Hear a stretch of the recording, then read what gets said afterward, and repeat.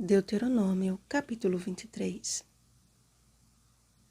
Porém, o Senhor teu Deus não quis ouvir a Balaão, antes trocou em bênção a maldição, porquanto o Senhor teu Deus te amava.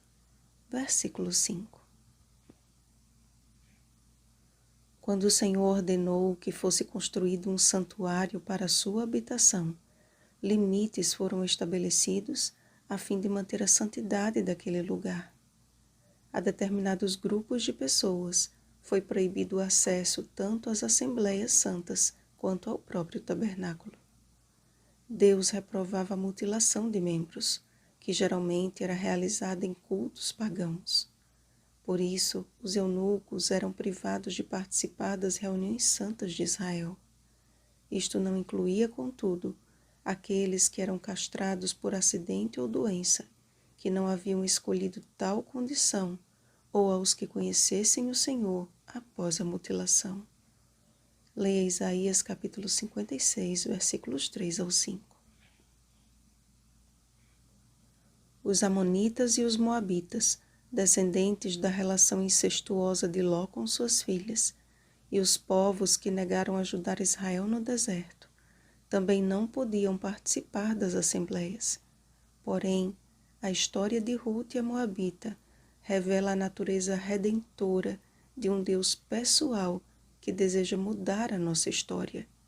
E o povo que era proibido de participar das assembleias solenes, através de uma mulher que resolveu fazer a diferença, foi incluído pelo Senhor na genealogia de Jesus Cristo. Leia Mateus capítulo 1, versículo 5. A limpeza do acampamento e a higiene pessoal dos filhos de Israel eram questões que deveriam ser levadas a sério. Deus estabeleceu regras que protegiam o povo contra doenças infecciosas e mantinham um acampamento limpo, simbolizando a pureza de um povo cujo Deus andava no meio dele.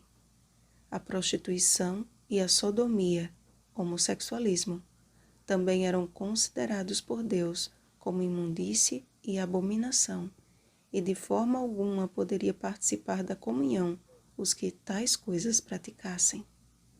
Não podemos esquecer de que quando Jesus estendeu perdão à mulher adúltera, ele também lhe falou: vai e não peques mais. João capítulo 8, versículo 11. Jesus revelou aos filhos de Israel o estilo de vida que eles deveriam ter praticado, se tão somente tivessem submetido seus corações ao governo de Deus. O seu ministério terrestre estabeleceu o verdadeiro cumprimento da lei, que é o amor.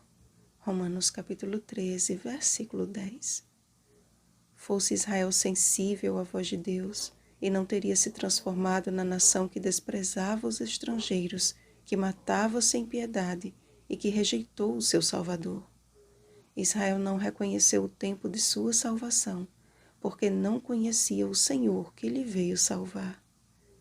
Corremos o mesmo perigo, a menos que busquemos conhecer a Deus e a Jesus Cristo a quem Ele enviou. João capítulo 17, versículo 3. Conheçamos e prossigamos em conhecer ao Senhor. Oséias capítulo 6, versículo 3.